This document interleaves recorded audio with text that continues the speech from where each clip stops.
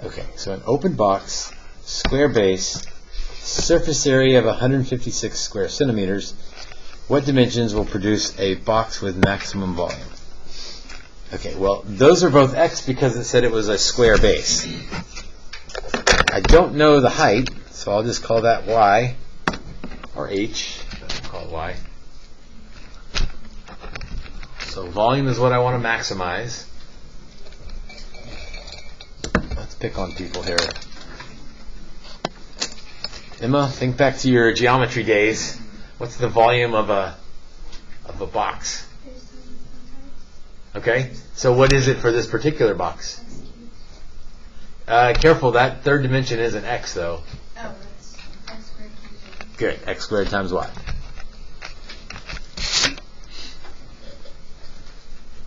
Uh-oh. Why uh-oh? Why don't I like that equation? Two variables. So it'd be nice if there was a helper equation to help me get rid of one of those equations. Well, 156 square centimeters for the surface area. So something's going to add up to 156. The surface area. Caden, can you piece together the surface area of this thing?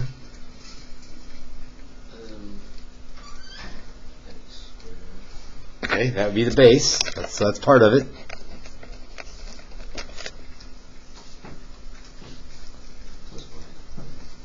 Well, I want the side walls now. So what's the dimensions of that gray wall? Try to only look at that wall, XY. And how many of those walls are there? So x squared plus 4xy. The base plus the 4 walls make 156.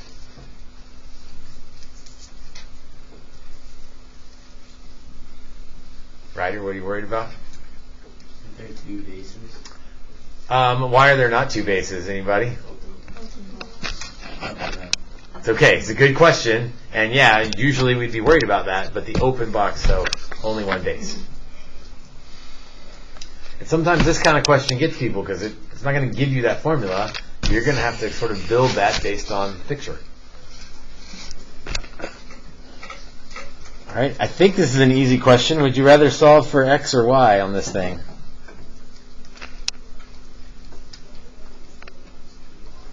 Definitely y, right? Because x has an x squared, so that would be terrible.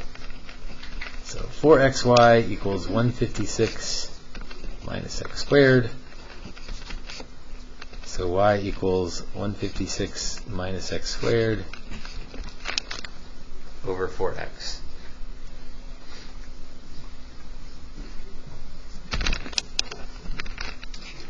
So x squared times 156 minus x squared over 4x.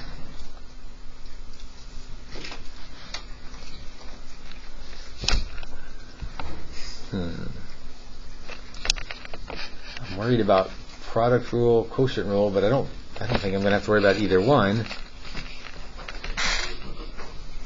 Let's distribute the x squared, and I get 156x minus x cubed over 4. I'm doing enough steps, too many steps at once, or not enough steps at once. 156 over 4. Surely that works for us. So that's 39x minus x cubed over 4.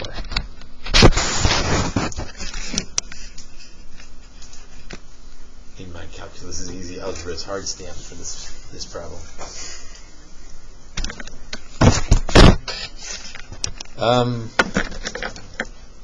Isabel, what do you want to do next?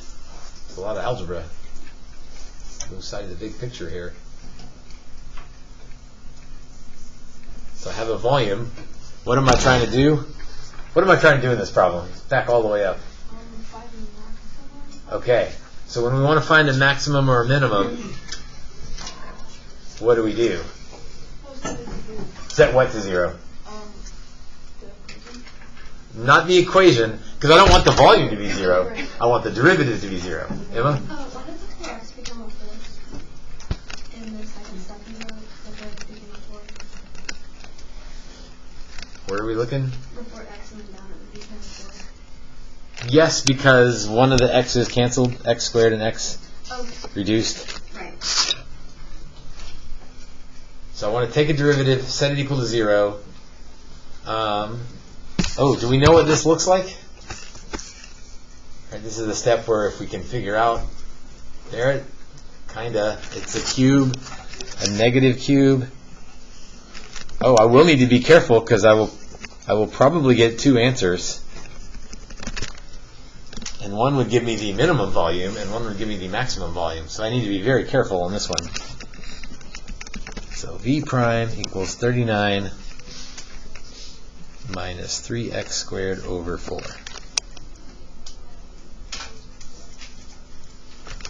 So we'll set that equal to 0. So 3x squared over 4 equals 39.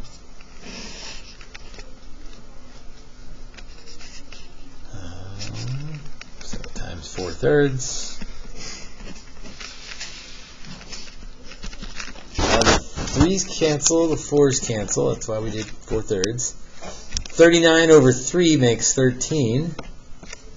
13 times 4 is 52. So x is plus or minus the square root of 52. Now, in algebra, we have to simplify that. In calculus, we do not. So we can leave it as square root of 52. What about the plus or minus? What do we think about that? You can't have a negative. Right, I can't have a negative sidling, so I can throw out the negative and only worry about square root of 52. Which, given my picture that I drew it right, I knew the minimum would be the one on the left, and the positive one would be the one on the right because of the shape of the cubic. So I'm comfortable with root 52 being a maximum. Now, what was the question that was asked? What dimensions? Okay, so I got the x dimension. Now I need the y dimension. 156 minus square root of 52 squared over 4 root 52. How do we feel about safe stops? Obviously, if you're actually building this, you're not going to leave that. You're going to want to know what that is, but for now, that's fine. So a little bit of geometry, a lot of algebra, a little bit of calculus, a little bit of thinking. Like they didn't even give you the formula. You had to come up with the formula for that stuff. Let's do one more.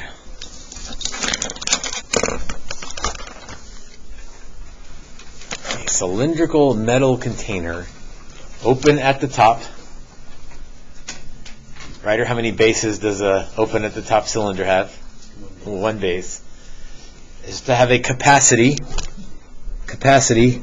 That's a fancy word for what? If you're not sure, look at the units. What's capacity mean? Volume. So it has a volume, 54 pi inches cubed. The cost of the material is different for the bottom compared to the curved side. Find the dimensions that will minimize the cost of the material. So let's figure out an equation for cost, and then we'll worry about minimizing it.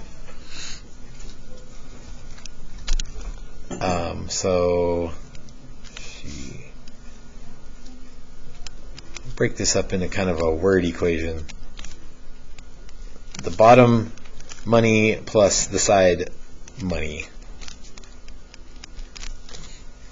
It's another one where they don't give you a formula. You kind of have to build the formula. based on what they give you.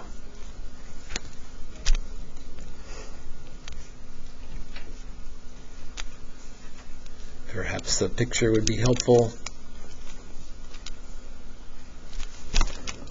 Cylinders have a radius and a height.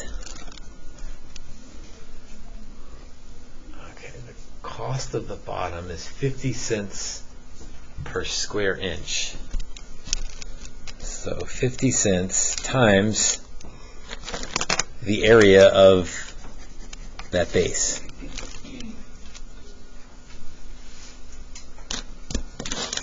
I can pick on people for the area of a circle. That's one that they expect you to know. So, Sayla, what's the area of a circle? 2 pi r squared? 2 pi r, this is what people get confused. 2 pi r is the circumference. Pi r squared is the area. So 0.5 times pi r squared for the cost of the base. The sides, 0.25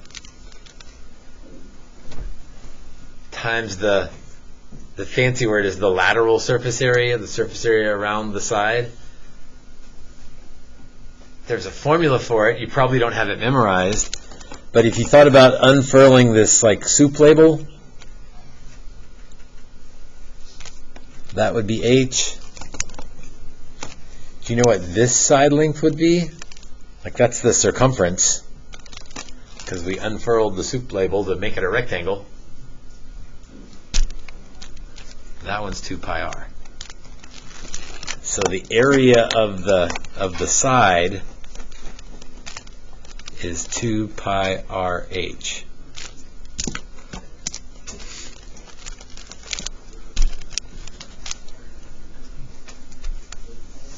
Okay, so there's my cost formula. Base plus the side cost. Oh, two variables. We don't like that. It'd be nice if we had a helper equation. But they told us that the volume is 54 pi inches cubed. So that means that 54 pi equals, let's see, pi r squared h.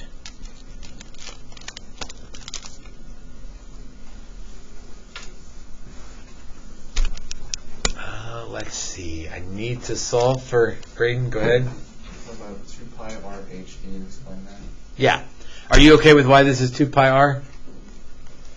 I'm okay with why it's 2 pi. Okay. Let's see. I don't have a good cylinder up here. So I'll make a cylinder. There's my cylinder. Yes? So the lateral surface area is basically this rectangle. And this rectangle, oh, I almost made it perfect. Actually, make it a little bigger. So that height is the height of the rectangle. The length of that rectangle is, or was, the circumference. Now it's the length of the rectangle. Does that make sense? So the circumference, the formula for circumference is 2 pi r.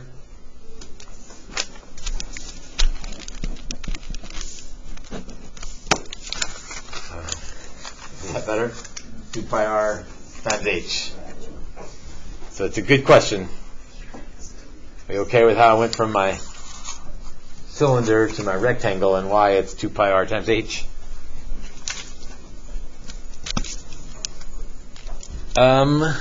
We always have choices here. Would you rather solve for R or H? I think I know my pick.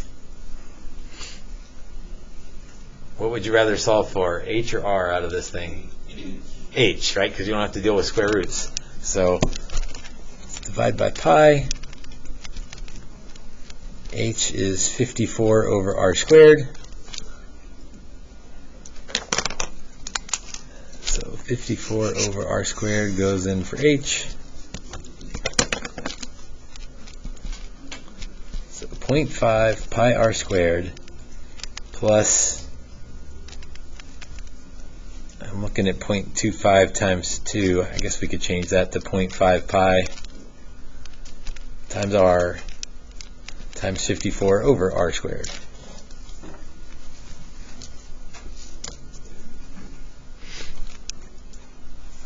I guess we should clean that up. Eventually we're taking a derivative, but let's finish our cleanup first. 54 times a half is 27. And there's an r in the bottom. Okay, all of that algebra to get an equation for the cost. Now I need to take a derivative to find where it's a max or a min. I definitely do not know what this thing looks like because I got an r squared and a 1 over r, so I don't know ahead of time maxes and mins. So C prime would be pi r. Oh, do we remember how to take the derivative of 27 pi over r, Braden? Not really. What if I rewrote that as 27 pi r to the negative 1? Would that help? It's just negative 27 pi over r squared. Yes.